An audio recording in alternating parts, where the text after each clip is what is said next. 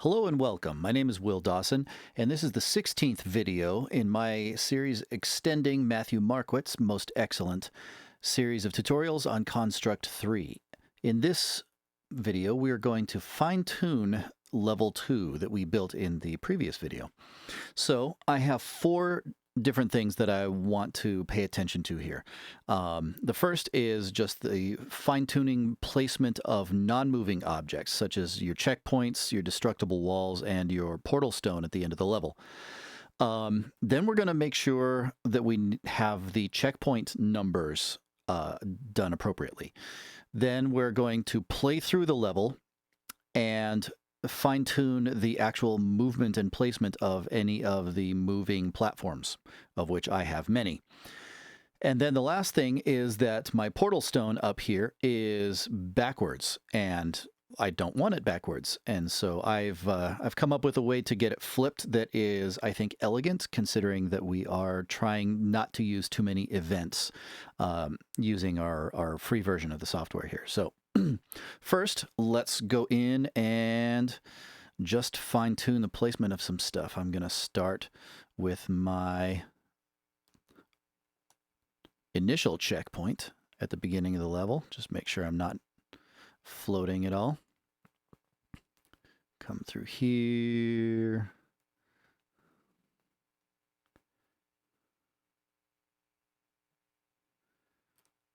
Got some zombies that are floating. Just get them on the ground.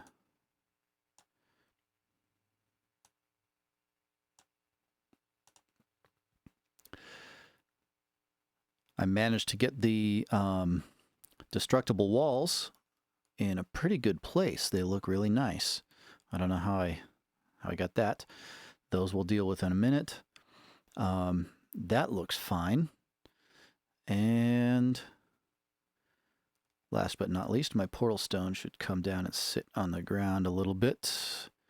And that looks... I'd like it a little bit lower than that. I'm trying not to double up. You can see we've got the black line that's the bottom of the stone and the black line that's the top of my terrain here. And I don't like to have double the black line. I think that right there looks a little more elegant. So, okay, so that's part one. I don't think I missed anything, but I'll catch it if I come through and notice anything. Okay, so the second thing on my list is to check the checkpoint numbers. So my first checkpoint over here is actually checkpoint number 0. It lights up just because I'm touching it at the beginning of the level. And over here in my instance variables, I have, in fact, got checkpoint number 0. So that's my first one. Over here, this is the next place I'm going to end up, and that is, in fact, checkpoint number 1. Up here on top, this is where I have put checkpoint number 2. Everything is in order, and that is good. Okay, so next, I'm going to have to play through the level and make sure that my zombies are doing what they're supposed to. How I discovered before that I had been placing some things in my UI layer instead of on the game layer is because my zombies were walking through my red patrol barriers here. So, you know what? That's what I forgot. I can fine-tune how much distance I'm giving these guys. I'm going to let them walk all the way to the edge so they can kind of poke over the edge. That can definitely be a little farther out.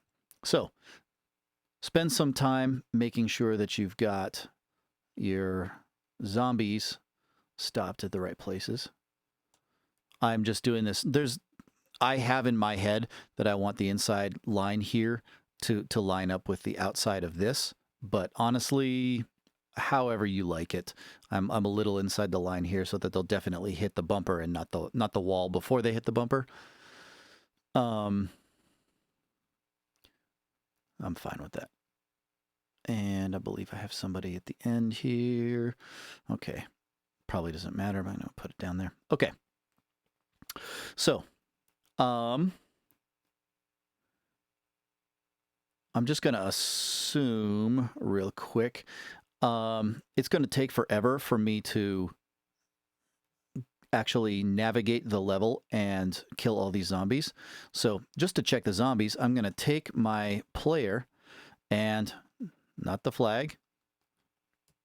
Control Z that. Take my player. I'm going to put him at the bottom of this well right here. So when the level starts, he's gonna start right there. He'll fall on that coin immediately, but I'll be able to see 5 different zombies if they're in fact hitting their barriers and coming back. So let's check on that.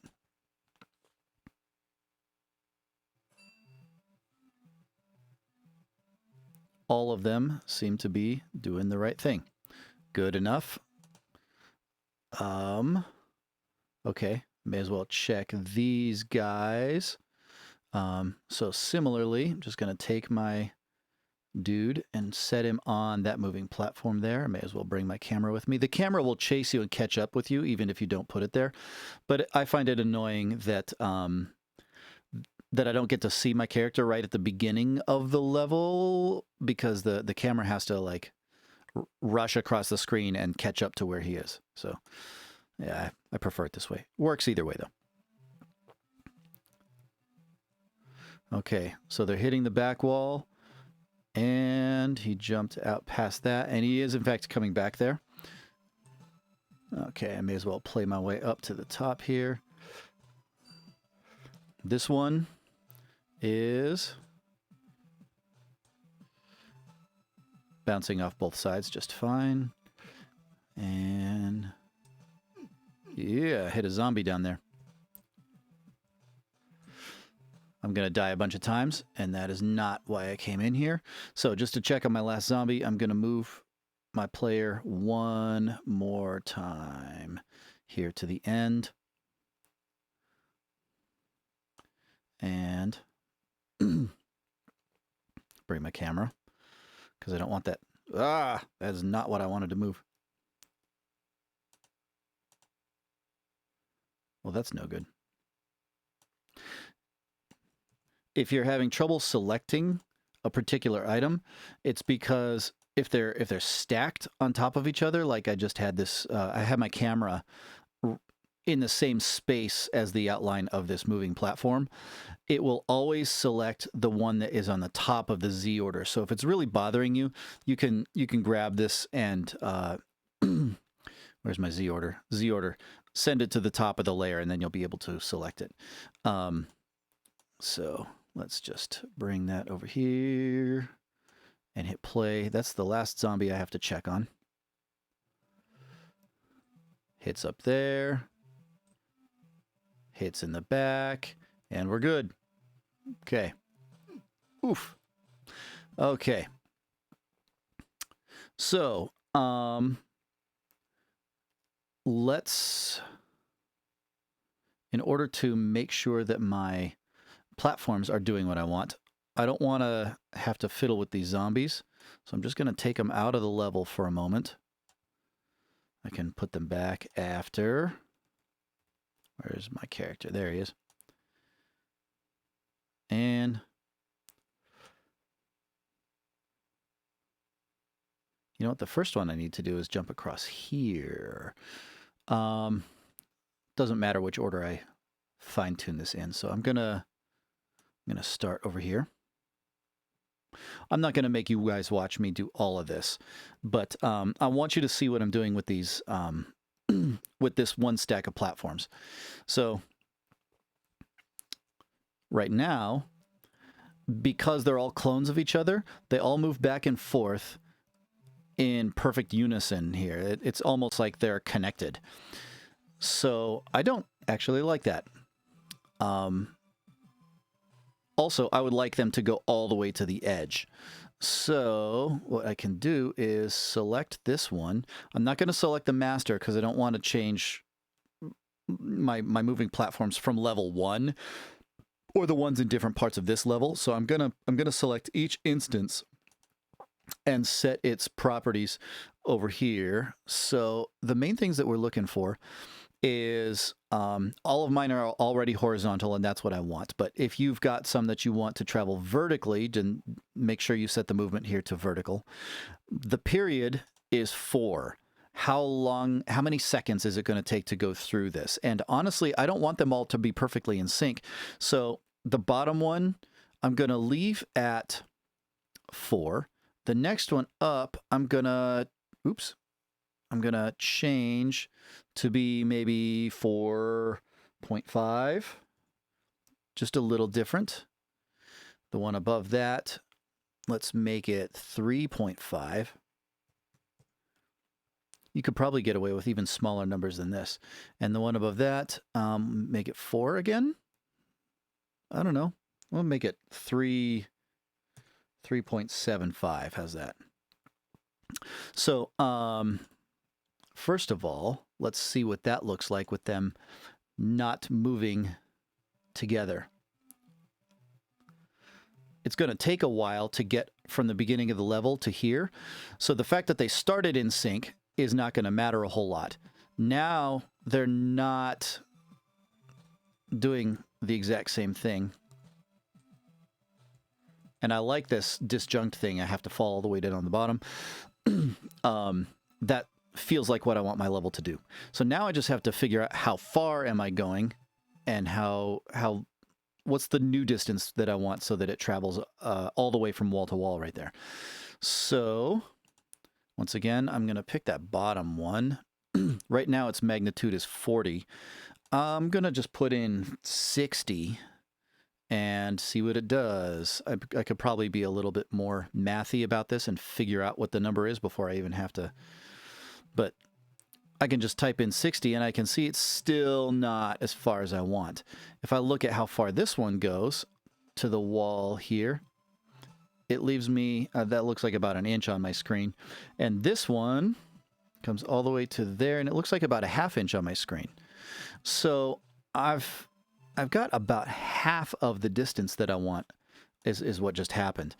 So I went from 40 to 60. I'm a little scared to go all the way to 80. Of course, it's not going to hurt anything, right? But I'm going to put in 75 and see what that looks like. So 75. Ooh, almost kisses the wall on each side. That, to me, looks perfect.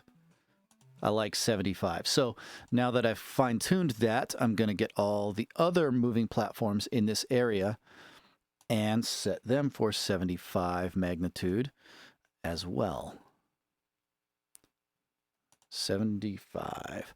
Now these are going to be traveling much quicker now because they have to make a greater travel distance in the exact same amount of time. It's still set for 3.75 seconds to go all the way from the center to one side, back across to the left side, and then back to the center where it started from before it repeats that whole pattern again. So 3.75 seconds for that. Now that I've set them all, we'll just play through it.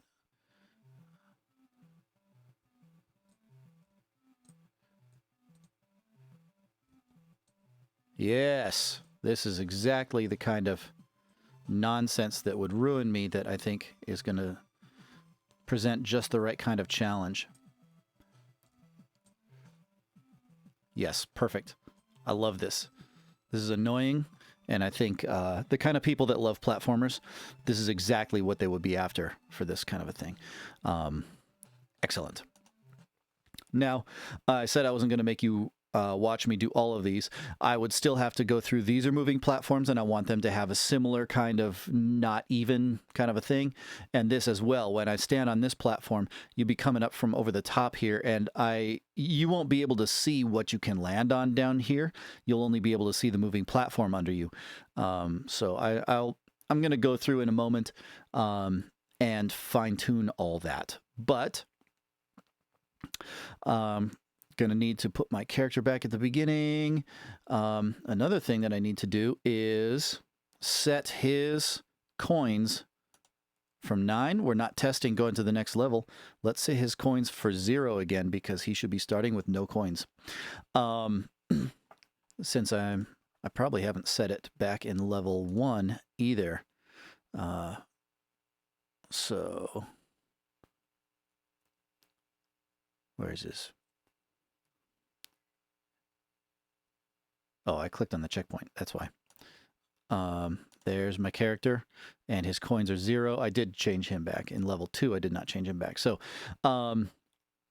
that is everything. I just need to put him back, put my zombies back, and I think level 2, as long as I am liking how I have to navigate jumping to all the places, and everything feels as hard as I want it to feel, as difficult rather as I want it to feel, then I'm in pretty good shape.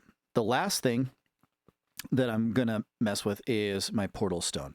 Now, there's a couple of different solutions. Right now, our stone is facing the opposite way, and that is not at all what I want. So we could simply duplicate and have a new, a second portal stone, one that faces to the left, as this one does, and a second portal stone that faces to the right. The problem is that down here, my event that has the portal stone, let's see, this is going to set position portal stone. I would have to have a second event to go to set position to portal stone or portal stone right facing. If I have two different stones, I can't tell this to pick whichever one's in the level. Maybe there's a way to do that, but it doesn't seem very elegant to me. So another way that we could do it is we could keep the same portal stone and use an additional event, again costing us one more event, and I only have 20 events remaining, right? I could have an event to maybe I could put in an instance variable on this and have it say right or left, and in my event over here it would say right or left. If the portal stone has its right instance variable, then it would be facing right, and if it was set to left, then the event would change it to left. And in the same event, I could change the portal itself, the other stone, to face the other way. Here is the way that I came up with this that's not going to cost me an event, and it works pretty well. So what I'm going to do is come out here, and I'm just going to go to the master portal stone in my project tab here, and we're going to edit the animation.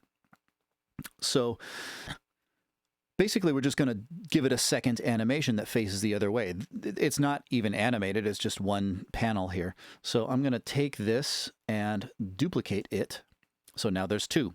In the second animation, I'm going to grab that tile, and this triangle shape, this pair of triangles, is the mirror vertically. So we're just going to click that, and it'll flip it so it faces the other way. Perfect. So in animation 1, it faces left. In animation 2, it faces right. And I'm going to rename these. So instead of animation 1, this one is going to be called left. I named it with a capital letter. I said that out loud, so I'll remember in a moment. And in this one, we're going to call it right. Done. Now, what we are going to do is we need this to also be set. Let me back up for a second. This stone is still facing the wrong way because we still have the wrong animation. But over here in the properties, we can actually tell it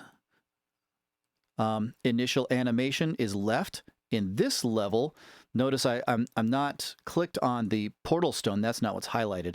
Out here, I'm going to click on the instance of the portal stone that's in level 2, and I'm going to go to its, I have to scroll all the way back down here, initial animation, and set that to right. So as long as it starts right, nothing's going to make it flip the other way. It'll just be right facing the whole time.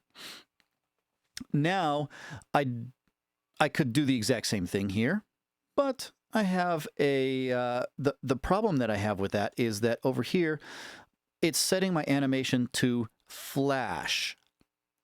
So I could have my portal stone, I could have a second animation where it's flipped, but only one of them can be named flash. So my other animation where things are flipped to face the other direction can't also be called flash. So how's it going to know which is which?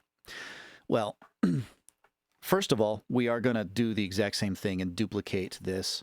And in the second animation, I'm going to mirror this so it's faced the other way. But now I'm going to name these two animations right and left, exactly the same names as in my other stone. So here we're going to rename this. This is going to be called left with a capital L. And this one is going to be called right. Okay.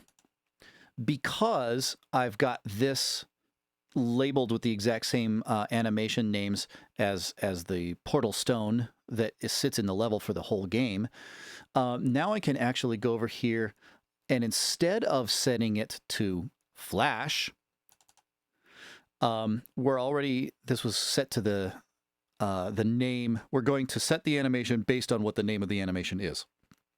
So instead of saying we're going to set the portal's animation to flash, we're going to set it to, we're going to put in a reference to the portal stone. Portal stone dot, and there it is, animation name. I don't even have to type it. Portal stone dot animation name. So if our portal stone in the level is set to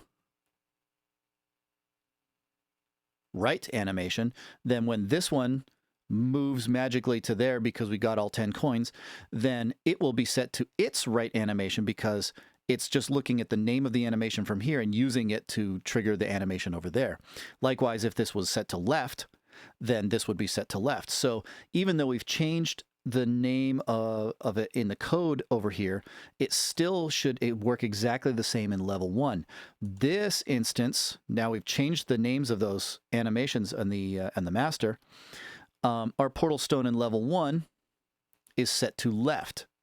That's the exact same animation that used to just be called animation 1. Now it's called left.